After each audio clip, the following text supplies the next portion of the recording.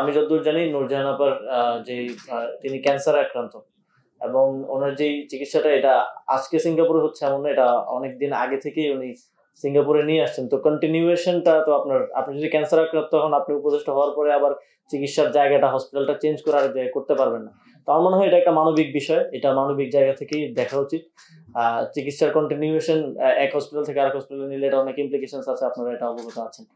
তো এবং আমি মনে করি যে এটা আমাদের সবার দায়িত্ব, যারা এই পলিসি মেকিং এর জায়গায় থাকেন এবং সামনেও আসবেন, দেশের চিকিৎসা ব্যবস্থাটাকেই এমন জায়গায় নিয়ে যাওয়া যাতে করে এরকম দুরারোগ্য রোগগুলোর চিকিৎসা আমরা দেশেই পেতে পারি।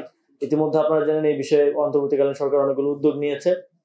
আমাদের চিকিৎসার ক্ষেত্রে আমরা একটা দেশের উপর খুব বেশি নির্ভরশীল ছিলাম, সেই জায়গা থেকে আপনারা জানেন ইতিমধ্যেই আমাদের দেশে চায়নার সহযোগিতায় কয়েকটা হাসপাতাল করার ব্যাপারে কমিটমেন্ট এসেছে এবং এই কাজগুলো হয়ে গেলে আমি মনে করি আমরা বাংলাদেশেই আমরা যথেষ্ট আত্মনির্ভরশীল হব স্বাস্থ্য খাতে।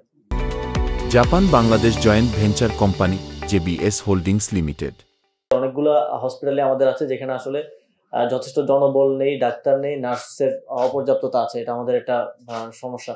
তো তখন থেকে আমরা আমাদের স্বাস্থ্য মন্ত্রণালয়ের সাথে এই বিষয়গুলো নিয়ে কথা বলি। তো এই বিষয়টা নিয়ে কাজ করতে গিয়ে আমরা দেখি যে আমাদের স্বাস্থ্য মন্ত্রণালয়েরও যথেষ্ট জনবলের ঘাটতি আছে এবং ডাক্তারদের একটা ঘাটতি আছে। সেই সমস্যার সমাধান কল্পেই আমাদের ক্যাবিনেটের একটা সিদ্ধান্তের ভিত্তিতে একটা স্পেশাল বিসিএস এর মাধ্যমে ডাক্তারদেরকে নিয়োগ দেওয়ার একটা সিদ্ধান্ত হয়েছে, আপনারা ইতিমধ্যে জানেন। আশা করি এই নিয়োগ কার্যক্রমটা সম্পন্ন হলে আমাদের বড় পরিসরে এই সমস্যাটার একটা সমাধান হবে।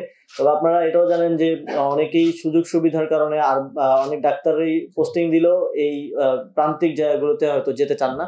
সেক্ষেত্রে আরো কি ধরনের ইনসেনটিভ তাদেরকে দেয়া যায়, আরো কি ধরনের সুযোগ সুবিধার করা যায়, সেটা নিয়ে আমরা কাজ করছি, যাতে করে ডাক্তাররা সেখানে কাজ করতে উদ্বুদ্ধ হন এবং প্রান্তিক হাসপাতালগুলো যেগুলো আমরা করছি সেগুলো যথাযথভাবে এবং এফিসিয়েন্টলি রান করে। এই বিষয়ে স্বাস্থ্য মন্ত্রণালয় এবং আমাদের স্থানীয় সরকার বিভাগ একসাথে কাজ করছে। ডেঙ্গু নিয়ে আমরা কাজ করছি, তবে এই ডেঙ্গু নিয়ে কাজের ক্ষেত্রটা আপনারা জানেন অনেক ডাইভার্স। এখানে আমাদের জনসচেতনতা থেকে শুরু করে চিকিৎসা সবকিছুর একসাথে করতে হচ্ছে এবং আমি এই বিষয়ে আহ্বান জানাবো নগরবাসীকে, বিশেষ করে এই যেই কারণগুলোতে ডেঙ্গু ছড়ায় সেই বিষয়গুলো নিয়ে আমরা জনসচেতনতা করছি। টিভিগুলোতে আপনারা জানেন অ্যাড যাচ্ছে, এই বিষয়গুলো একটু ফলো করা এবং এই সচেতনতার যে দিকগুলো সেগুলো মেনে চলা, যাতে করে ডেঙ্গুর প্রজনন, এডিস মশার প্রজননটা আমরা নিয়ন্ত্রণ করতে পারি এবং